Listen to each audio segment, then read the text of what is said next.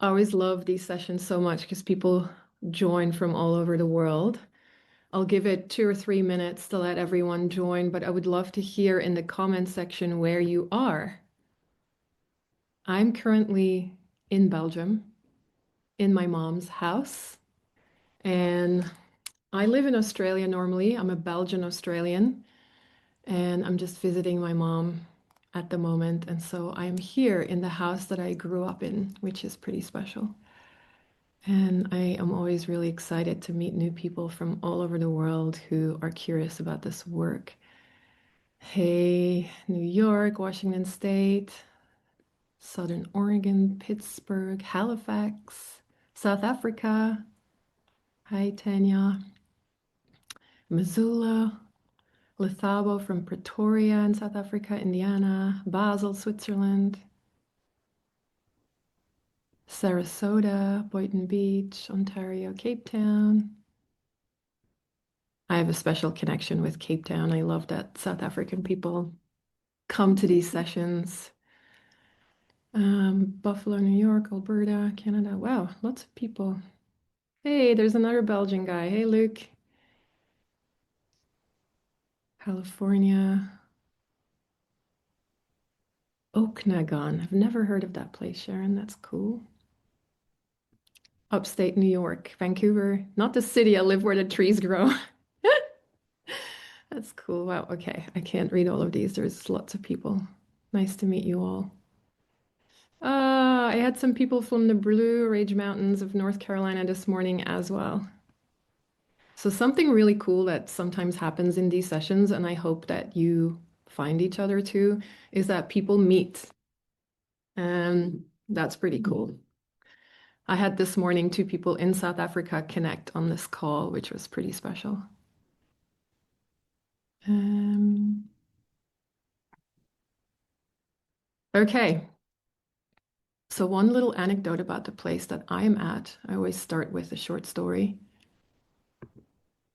and then I'll tell you what's going to happen today, and we're going to get into it because there's a lot to get through in 1 hour.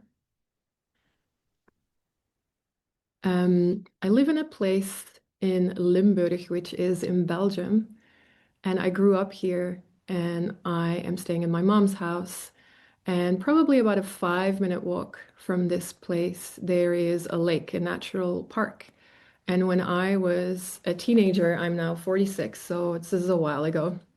But when I was a teenager, I was a raging activist and I was a vegan for a while and into all of those things and very passionate about conservation. And in that time, we campaigned to make that natural park, that place, that lake, a natural park. And it seemed like such a normal thing to do. Like we'd get together with the people and we had the t-shirts and we did fundraising. And eventually it did become a natural park. And I come here maybe once a year, once every 2 years. And it blows my mind how incredibly beautiful that place is now. And it's just so diverse in bird life and wildlife and fauna and a flora. I mean, I always get those confused. And it's like, the effort of a group of people, so small. And yes, it does. It took 30 years, right, to get to what it is now. And it's extraordinary that I get to experience that. But it just, I guess what I'm sharing is the best time to plant a tree is yesterday, and a few people can do great things. So with that story, I'm going to get started. Welcome. It's always such a privilege to run these sessions. I love talking about this topic of space holding. It's been my full-time job for over 10 years now, and it's the biggest privilege of my life to hold space for people and create transformative experiences. My company, this company Wonder, is mainly an academy for transformational facilitation, and it's 3.5 years old. It's had probably about 500 people going through trainings and retreats and everything. So I'm very excited to tell you a little bit more about the work. The session's going to be an hour long, after which I'm going to share about some trainings that are coming up. And I'm also going to give you the opportunity to ask questions. Usually that section's really juicy. So if you have time to hang back, do so. Otherwise, this is all recorded and you will receive the recording tomorrow, hopefully. And then you can go through the Q&A section then if that feels better. If you do have questions and you have to drop off, just put them in the comment box and then I can just read them later and I'll go through them. So I'm going to share a presentation with you. Bear with me one second. This is always the fun part.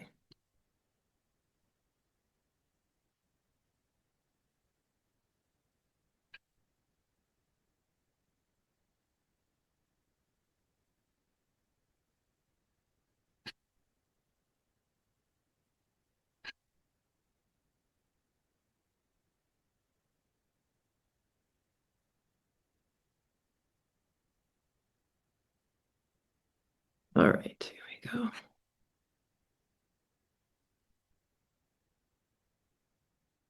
Oh, this is the wrong one. I love it. Uh, I'm starting to turn into that person who is like, I don't have that button on my computer. Unfortunately, that is starting to happen in my life. And I hope some of you can relate. All right, let me try again.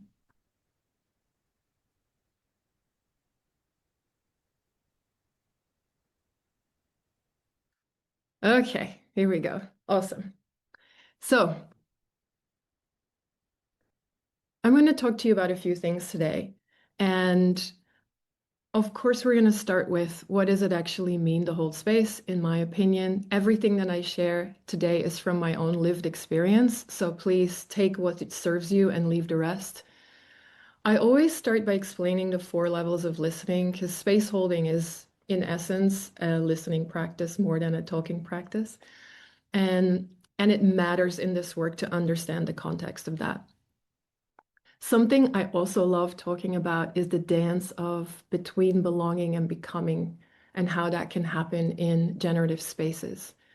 What is a circle and why do we need it now in this time more than ever?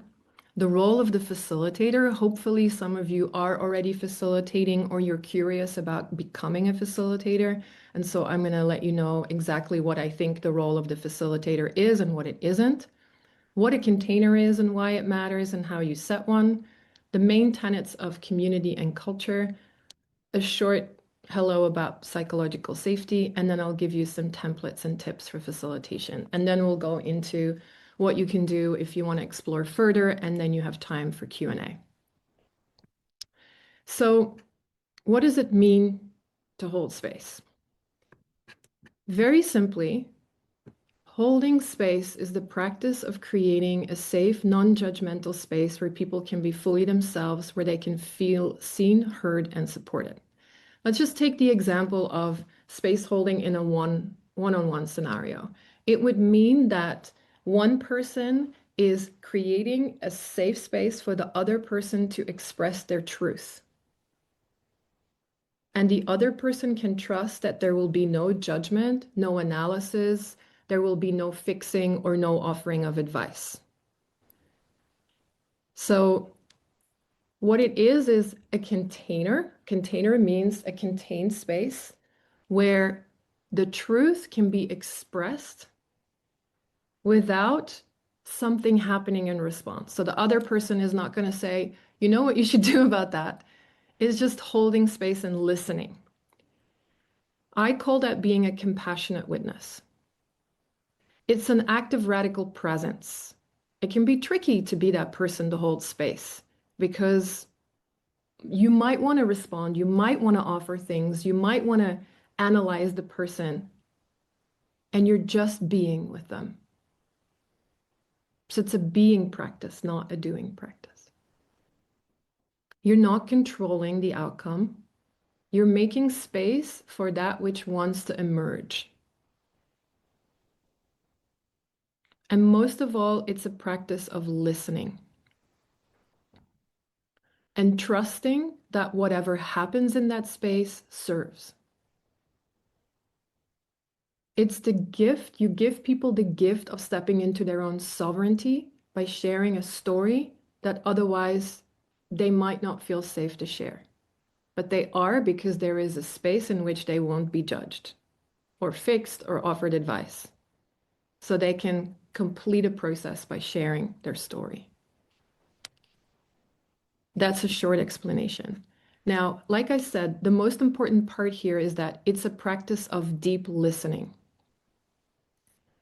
And I want to talk to you a little bit about listening and give that context of, hey, there's different levels of listening, and then I'll tell you later why that matters.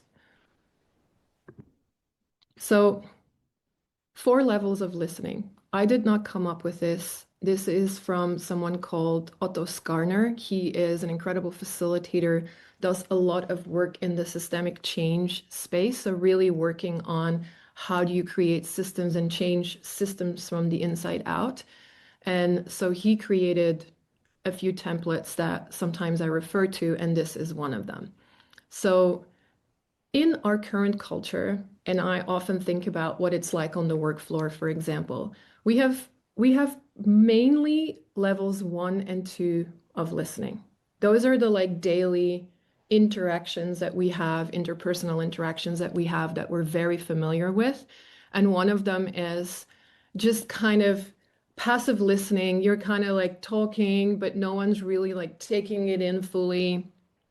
Um, this happens a lot in corporate. I don't know if you've ever worked in corporate, but I have, and there's a lot of this. There's a lot of people just talking and not a lot of exciting things happening, and people just repeating themselves over and over again. And so there's this kind of like people sharing what you already know, passive listening. Then there's factual listening. So this might be things like you're having a project meeting and you're sharing factual information with each other. And this is also talking about the weather, what's happening, where are you going today, what time is your dentist appointment, all of this stuff. And like I said, unfortunately, we spend a lot of time in that place. Like I don't have it often in my life now because most of my friends are also in this line of work and we have deeper connections. So we often spend time in level 3 and 4. But I find that occasionally I go to a dinner party or I'm somewhere and then I'm like, wow, we just spent the whole night talking about what's on sale at Aldi. And, people are like, oh, I was just in Italy, and they get halfway through their story and someone else goes, oh, I was also in Italy, and then they take the story and it just becomes this back and forth. But the listening never fully drops in. I don't know if that sounds familiar. But then when we get to level 3, and here's where it gets interesting, this is where people start listening from the heart, I call this. So they're starting to listen empathically. And the reason why that happens, there's a sort of dropping that happens where people feel safe and they start imagining the story of the other person. And when you start imagining the story of the other person, the creative part of your brain switches on. And when that happens, you start having feelings about what you're imagining because you put yourself in the shoes of the other person. And that's where your perspective sometimes shift and you start building a connection. And in a group of people, you can feel it when it starts happening. If we would put people on an this word is so tricky for me.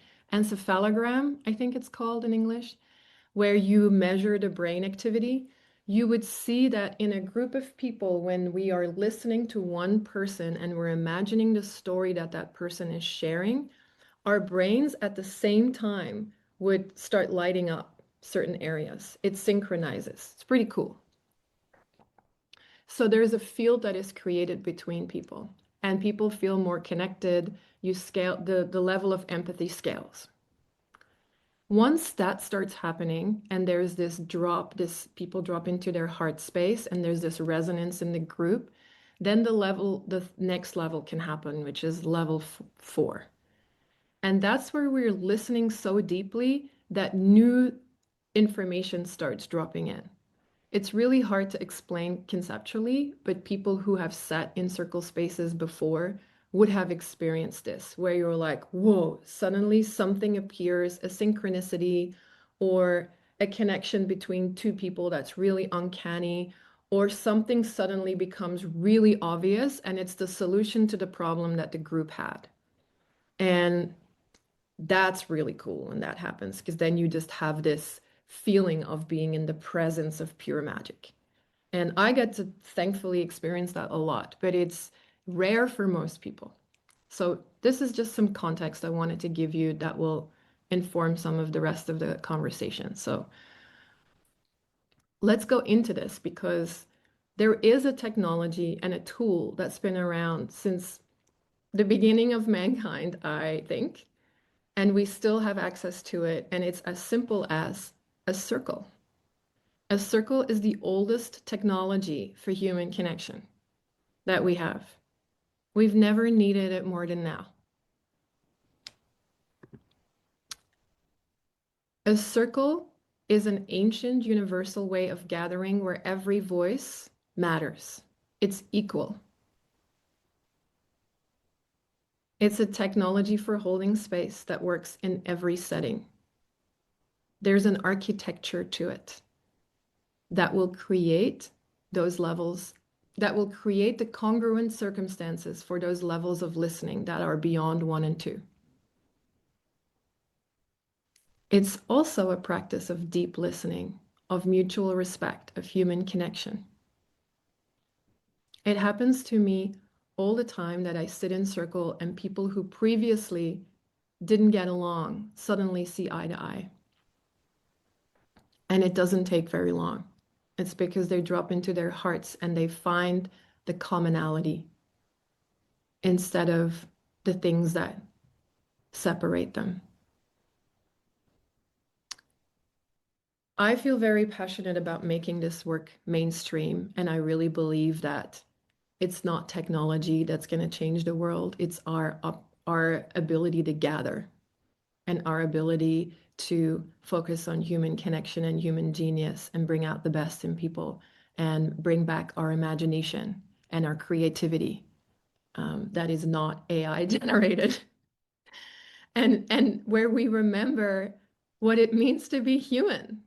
And the best technology I can think of is sitting in circle together where we are intentionally listening to every person there. And we use that technology that creates that generative field. And I'll tell you more about it later. So why do we need it? I'm not going to go through each of these points because I did it in the earlier masterclass and it took me half an hour because I got so excited. So I'm gonna quickly go through this. The easiest way to explain it is people come together and when they drop into that level of listening where they feel empathy, there is just a level of judgment and analysis that drops away. It happens really quickly. And because that happens, people feel safe and they can authentically communicate. And that fosters trust, it fosters empathy. It's really fast. Most people that have never sat in circle before that come to one of my circles, they're flabbergasted. They're like, I've never experienced this before. And often they cry and they don't know why. And it's because they have this profound visceral experience of being heard. And it's so rare in our culture, which is super sad. Something that I see happen all the time too is that people learn a lot from these places because when we listen to stories and we are moved, then we remember the wisdom that is hidden in that story. So when we're faced with a scenario that is similar in the future, we know what to do because we sat in a circle with someone who has already experienced that and it moved us. And there's a higher likelihood of us remembering the wisdom from stories versus data. So this technology of people sharing stories from lived experience is the second fastest way for us to learn something. The fastest way is to experience it yourself. But you don't want to go through life experiencing every single awful thing that could happen to you. It's better to experience some things through the stories of others, which is why gathering is so clever. It also sparks this resonant field, this synergy in groups. And Once you drop into that place that feels connected from the heart, and there's also that imagination that starts building and that creativity, then people are just sparking with ideas. It's a super fun place to be in creative mode with groups of people. We should have it in corporations everywhere.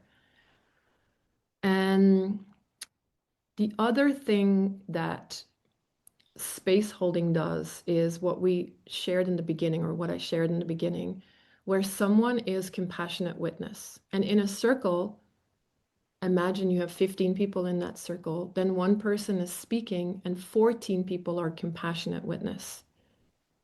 And that is incredibly healing for people. Just to have people listen and hold them with love. And a lot of people who sit with old stories or trauma they've never shared before haven't shared it because they haven't felt safe to, and because they were afraid of what other people would say or how they would respond. And very often, sharing that story once in a safe space like this, where they are being held with love without anyone trying to fix or offer advice, is enough for them to have an incredibly healing experience because it completes a loop. And that's all what's needed. It's very powerful.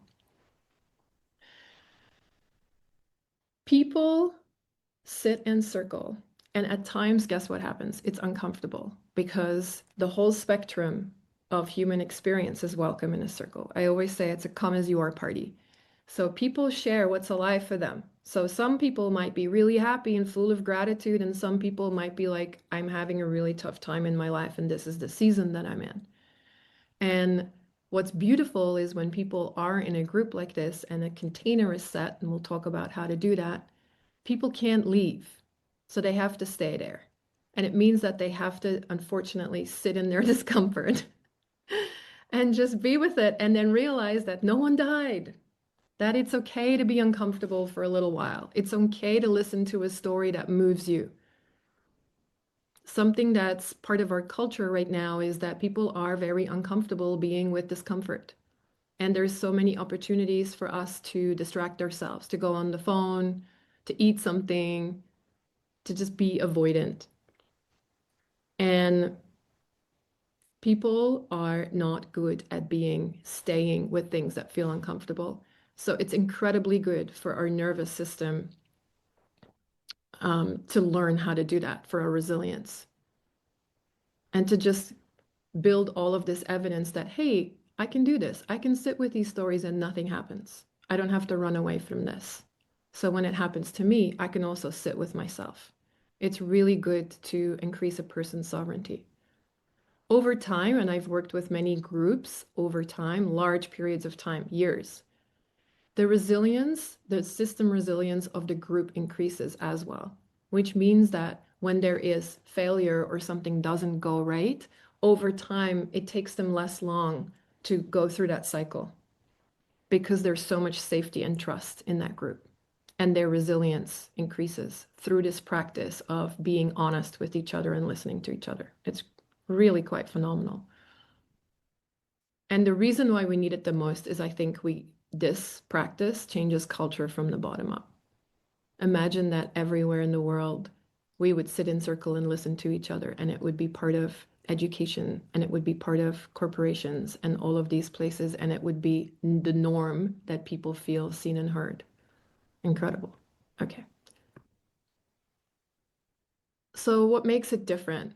It makes it different. There's a facilitator in a circle. There's someone who holds the space, who shares the intentions, and who guides the group where needed. So if you're a facilitator and you want to find out, so what do I do? What are the identifiers of a circle? Then here is a few tips.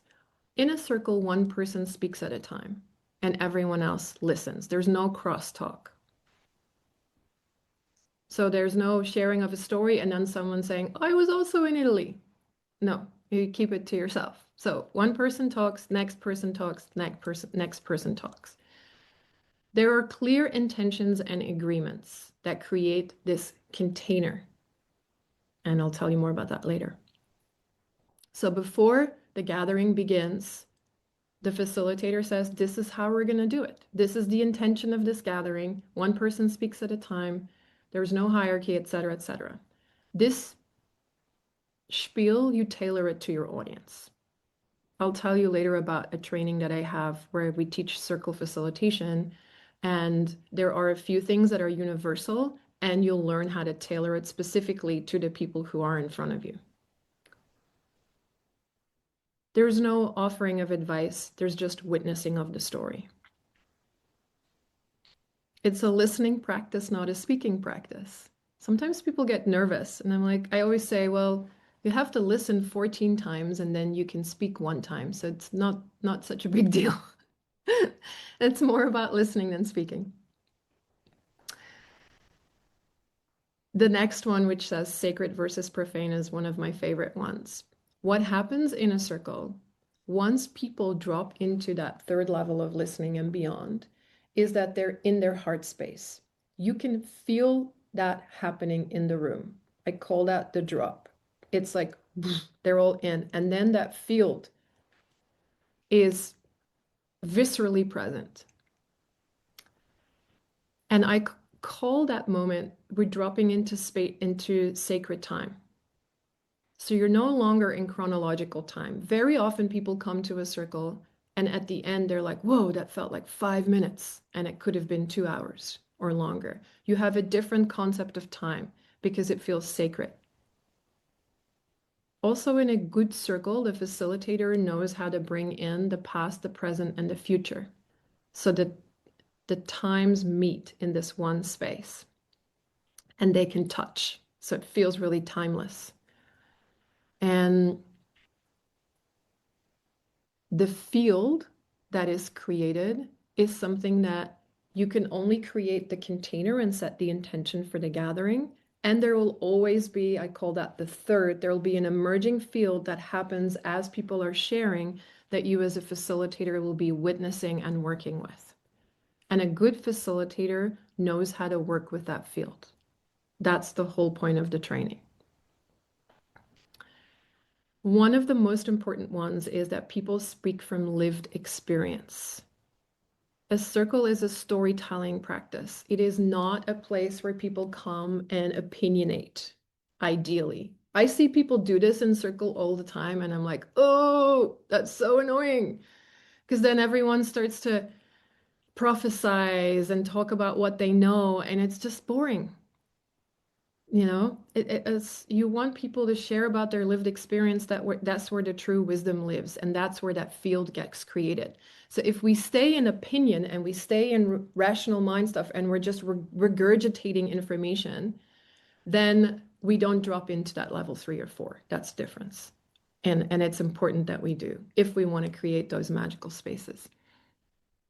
And then finally, it's a place for truth. It's a place where people speak the truth. It's not a place to be performative or tell a good story. I mean, often there's really good stories, but those are the stories that are true in the moment. I believe everyone can feel the difference between a performative story and a true story.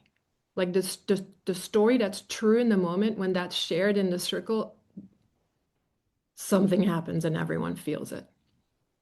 So the facilitator is the person that creates the congruent circumstances for these things to occur. And the reason why that sacred time can happen is because there is a contained space in which this dialogue occurs.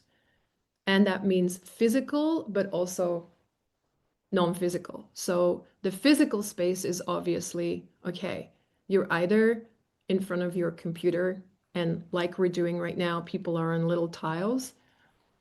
And I usually tell people when we meet online, please be in a space where you're not interrupted. So don't go sit in a cafe when you sit in circle, or don't have people walk through the room. So that's a way that I facilitate containment online. Otherwise, you're meeting people in a space, and ideally also you're in a space where no people are walking through that room. You know, you might be sitting around the fire, or you might be in a closed room. It's contained. so that there's privacy. Then there's agreements. So these are the non-physical container ingredients. There's agreements. There's some universal ones, some you tailor to your specific audience. Here's a few universal ones. One person speaks at a time. We already said this. Sharing's optional. So when it is your turn to share or you're invited to share, you don't have to. It's not mandatory. You can pass. There's no fixing, no advice, no analysis. We just let people speak and then the next person speaks. You share from lived experience. I always invite people to share from I. Start your sentence with I. And then as the facilitator, it's your role to not just set this container and say, these are the agreements, this is how we're going to do it. It's also your job to then guard that container.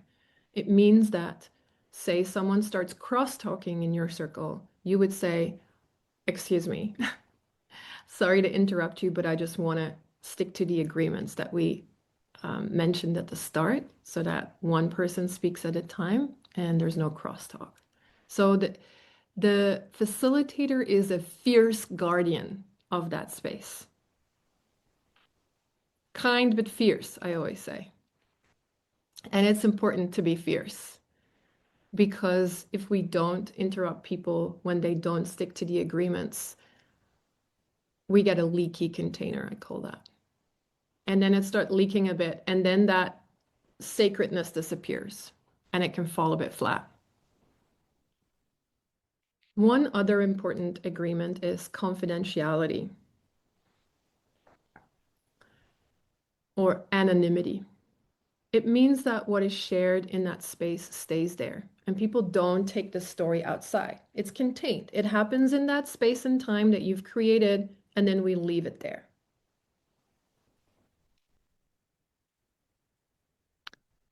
Sovereignty. Sovereignty means that a person is sharing and we allow them to complete their process.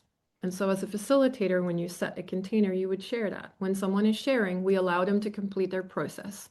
So that means that maybe if someone is sharing a story, we don't go and hug them halfway through, or we don't interrupt them. We just let them complete. And if someone needs something, if you need something, please ask or go to the bathroom if you want to. So there's all these ways that you encourage sovereignty. And this is something that you tailor to the people that you serve.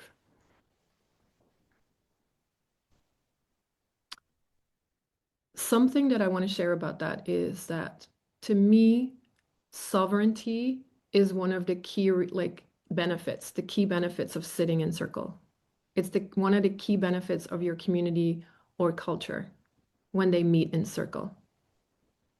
Because people are intrinsically inspired by listening to other people's stories, and it increases their sovereignty. Because they're not being told what to do by someone. The facilitator is not a teacher, but they're getting to listen to other people's lived experience and distill their own wisdom from it. And through that, find their own motivation to change. It's incredible. Okay, back to the thing. So the facilitator is also a timekeeper. This is my least favorite part of the job, but it's important because what you don't want, for example, is someone to share for 20 minutes and then everyone else have 30 seconds to share. That doesn't work. So there has to be some containment around how long each share is. And you can design that however you want for your team, but that is also part of the being kind but fierce instructions. So I'm going to move to the next. So I've shared what the role of the facilitator is largely, but the facilitator shares the intention of the gathering and sets and protects the container. The facilitator or space holder facilitates the field. So you come up with the questions, and through people answering those questions, the resonance is created and the field emerges. The space holder very often also models. So it's possible that when you're facilitating a group for the first time, you share first, because then people know more or less what the depth of the story is, how long it should be, etc. The space holder also interrupts when needed, and you bring people back to the agreements, only to guard the container. This is important.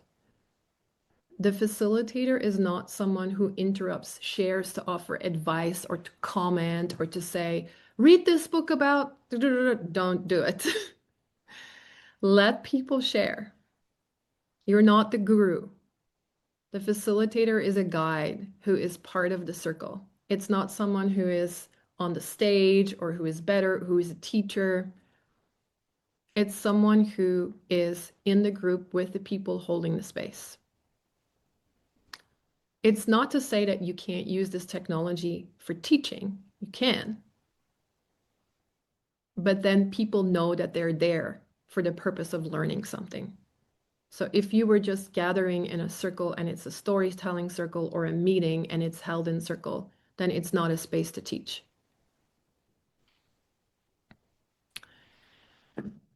The space holder enables the dance between belonging and becoming. And what I mean by that is a good circle is a space where people can become more of themselves, where they can share their stories from the heart, truthfully, and by doing so, get more information about their life. Because often people ask you a question, and then when you answer it, you're like, huh, and then you see it through a different lens. And through that act of being witnessed compassionately, we also get more color to our own story. It's an incredible space for personal growth. We also become more ourselves through listening to other people tell courageous stories. It inspires us. So it's a space of becoming, but it's also a space of belonging. It's a space of creating that sense of community that so many people long for. It's a space where you feel truly seen and heard as yourself. It's a space where hopefully you walk away and feel more deeply connected to other people. The reason why it's a dance is because in our culture, again, there are a lot of places that offer belonging but ask people to conform in order to belong. And they have to sacrifice parts of themselves or hide parts of themselves in order to belong to that space. And in a lot of corporations, this happens, for example, where people can bring so much of themselves but hide other parts because they're not welcome. But it happens in a lot of social groups too. I mean, the worst example of this is a cult. People join cults because they feel like they belong. They want to be part of something. They want to not be on their own, but then they have to sacrifice their own identity for it. So a good facilitator knows how to create that right dance where there is becoming and belonging.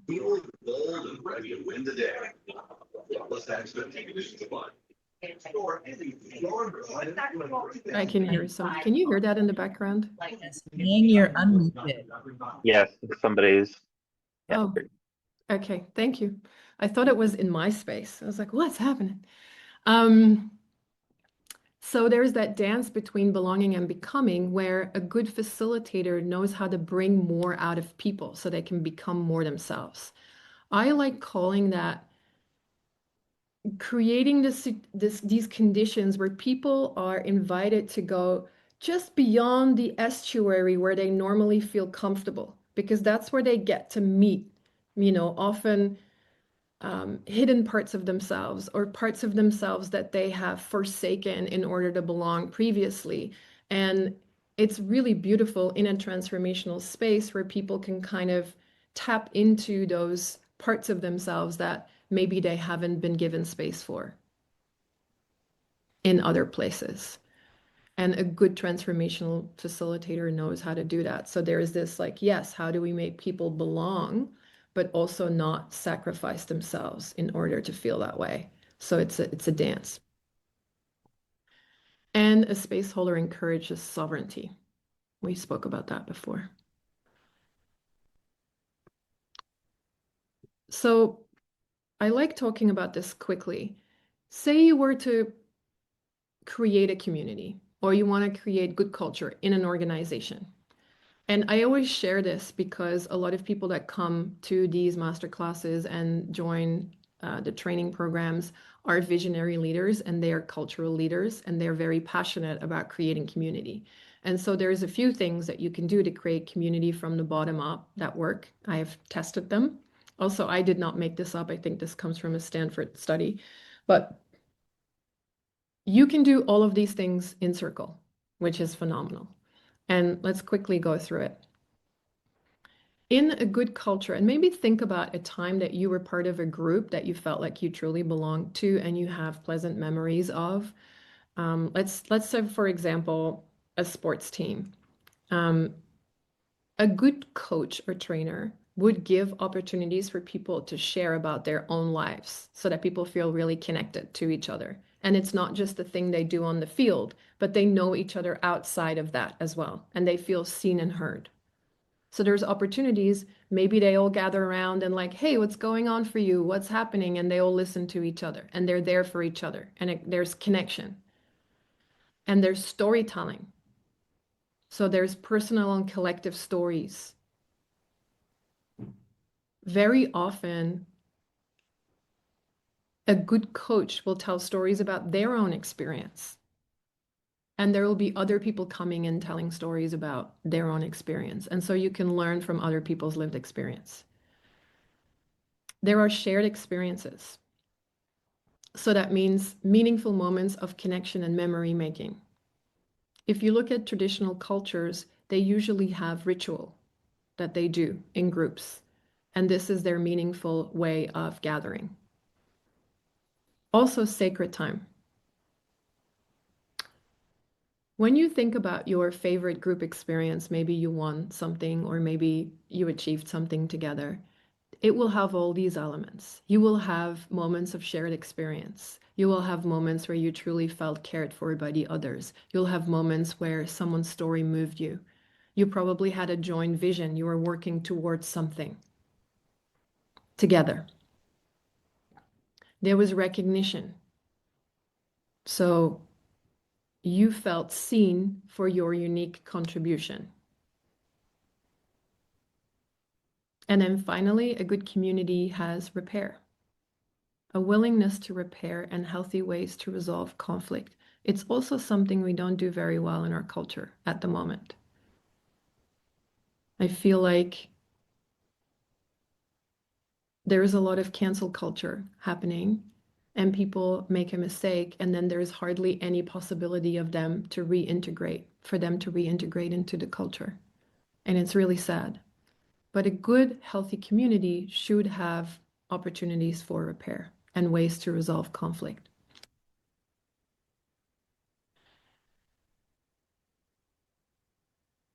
Psychological safety. I've ran this masterclass a few times. I'm like, do I take this slide out? Because I don't like it very much. But I am going to talk to you about it because it's a question that people send me very often. So I'm like, okay, it's alive. You want to know about it. The reason why I don't like talking about it so much is that psychological safety is a byproduct of being a good facilitator. If you know the technology well and the architecture well, then it's a given. And it's not something I feel like in companies, often people are like, oh, here's our slides about psychological safety, but then there is none, you know? So it's kind of one of those things where it's easy to talk about, but actually, if you're a good facilitator, then psychological safety is a given in your space. But what it is a shared belief held by members of a team that it's okay to take risks, express ideas and concerns, speak up with questions, and admit mistakes without fear of negative consequences or retaliation. And let's say it is that, and I agree that it is that, because you want to create resilience in a team that works together over a period of time or gathers together or lives together. And there has to be an opportunity for people to speak the truth without being retaliated against. So a good facilitator knows how to create that. I think what we get wrong generally, or what I see happen in other spaces, is that people get overly concerned with making everyone comfortable. So, what psychological safety is not, is eliminating all of the risks and all of the discomfort that people might have. Because actually, you can't create transformation if no one is allowed to be uncomfortable. It's just not possible. Transformation happens in spaces where there's truth spoken, and that is rarely something that is comfortable for everybody, but it is necessary. So, we're not trying to pretend everything is rosy, and it's not toxic positivity. It's not about making everyone comfortable. It's not about preventing uncertainty or avoiding conflict. That's not what it is.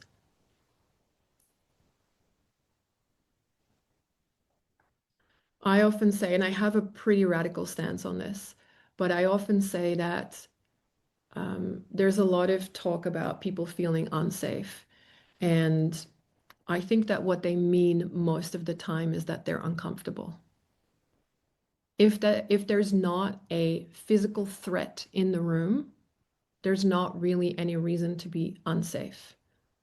Or if there's no one breaching the container agreements, it's not about being unsafe. It's that sometimes people are uncomfortable listening to the truth or hearing stories that move them. But I think it's really healthy for teams and communities and people to learn how to sit in that discomfort and see what happens on the other side of it. And usually by the end of your circle, they will feel a lot different. So I'm going to give you a circle template. So if you're looking to start facilitating and you've never done it before, here's a simple template that you can use, which is like part of the technology that I teach. And I want to give you some tips, like how do you do this in a grounded way? Um, what are the ingredients of a good facilitator? So a very simple template is you welcome people, you orient them to the space. Yeah, I'm gonna guess that's the word. And then there might be an intention that's shared. So there's a reason why you're meeting, and you share that. You say, this is the reason for this gathering. And by doing that, you infuse the field with the intent. So you share, this is the reason why we're gathering. Then there might be a grounding practice. A grounding practice is like a threshold crossing. It is the moment where you close the door on your chronological time and go into sacred time. And in a circle, it could be a short meditation, a short breathwork practice, a movement practice, something that is an intentional crossing from one state of being to the next. So might be like, let's take a moment to close our eyes. Depending on your audience, of course, you tailor this practice. And it's also the first sort of entry into let's start dropping in. Then you share the container agreements. So there's some universal ones that I shared, and then you might have some that are tailored to your specific audience. And you always start with a check-in. And a check-in is what is happening for you right now? So a question about the present moment. Because you want to bring people into their bodies, into the present moment. So I don't know why it does that. Sometimes I have hearts or balloons or fireworks. Anyway, fireworks day. So you check in and people share about what's alive for them right now. So you might ask something like, what's on your heart today? What are you arriving with? What did you notice on the way here? What's something that made you smile today? It's just a short question to orient people into the space, to find out also what's the temperature of the room, what's alive for these people. And then once you have that, you can go into prompted stories or shares. Ideally, you prompt a story and people start with I. So you can share a story about a moment where, dot, dot, dot, depending on what your theme is. And very often, this moment, the stories or the shares, which is the main part of the circle. This will be, say the circle is 45 minutes, then your stories or shares, say your circle is an hour, then your stories or shares will be 45, 50 minutes. The rest is shorter. And this is where people truly listen to each other. And once that's complete, and of course you're timekeeping, you're guarding your container. When that's complete, you do a witness round. What did you hear? What was something that was present for you here that was useful? What's something that you're taking with you from today? If you had to distill some wisdom from this circle, what is the thing that you're taking home with you? That's a witness round. The witness round makes the threads between the people visible. It's beautiful. And then there might be a closing. It could be a physical closing. You might all clap together. You might all hold hands. You might all look each other in the eye. Or you might all say one word and you close the circle that way. This is a very simple template. You can use this for any gathering. You could have team meetings that way. I've done this with corporates where we meet like this every single time. That's how we do team meetings. So tips for a facilitator. People will feel more safe, obviously, when you feel like you're a person that's grounded and you're prepared. So have your own practices. Maybe go for a walk before. Maybe make sure you are there on time so you have an hour to set up, whatever it takes. You have to share the container agreements. Without that, there's no containment and there's no safety. And all of the worst case scenarios can happen. You model authentic speaking yourself. So you're also sharing from the heart. You're someone who can tell a story. And you're always listening to the field. You're listening for what are the clues, what are the themes, what's going on for these people, and how can I move with that? You're inviting stories over opinion or thought.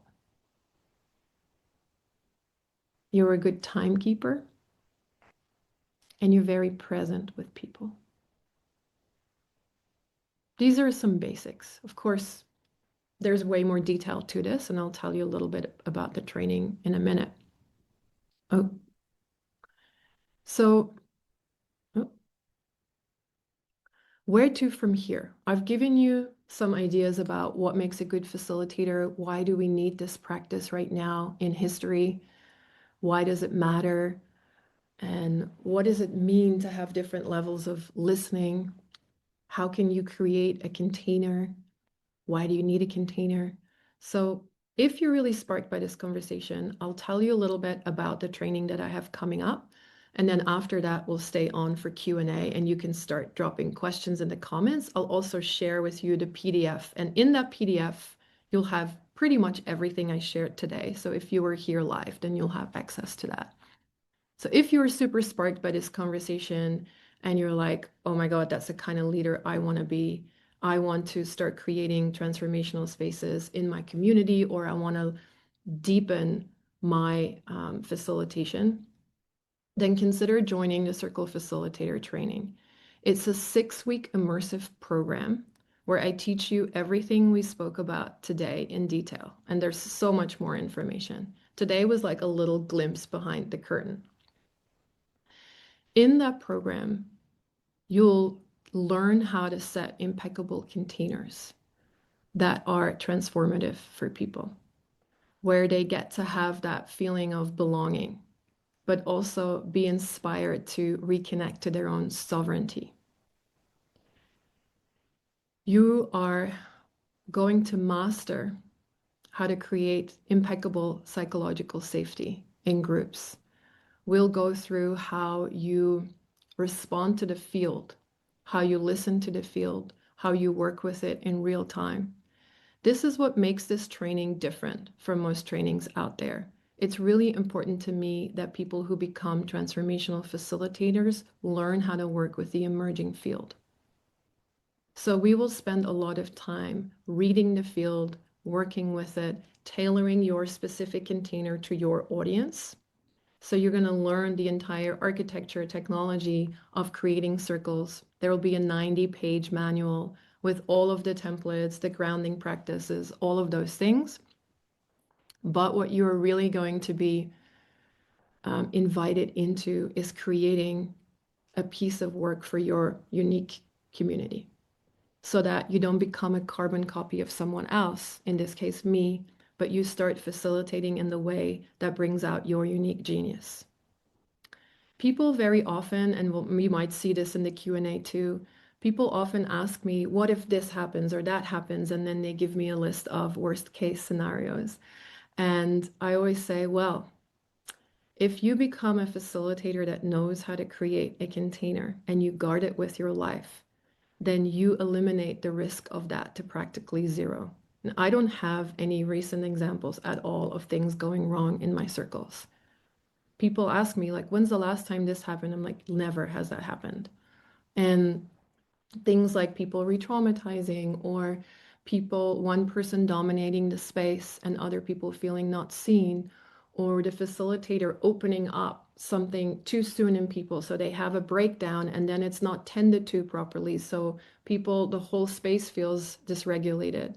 I can go on and on and on with worst case scenarios. And unfortunately, they do happen, but they don't happen if you know how to work with this technology because people will drop into that level 3 of listening almost instantaneously. And it's a whole new ballgame from there. So the way that the training works is that we'll have 6 weeks where you get pre-recorded modules and videos to watch. And in those videos, we go through everything you need to know, all the theory. There's lots of templates, there's the manual. You'll learn how to read the field. There'll be a whole module around what's a good question and what's not a good question. There's modules around the format, the templates, how to tailor the structure of the circle to different types of audiences. Like, what do you do, for example, if you have people in a room that you know have differing opinions? What do you do if you have a group of 500 people? Can you do a circle with them? Yes, you can. What happens with two? Like, how do you design an offsite for a team, for example? Like, what happens if you have a whole day? So we work with all of these different scenarios. And then we gather every Monday, same time as this masterclass, from the 7th of September onwards for 6 weeks. And I facilitate circle. And I teach you how I do it in real time. And these live circles are really about teaching you how to work with the emerging field. So I will in real time show you why I do what I do and why I don't do something else. And you get to witness that and then you get to practice it.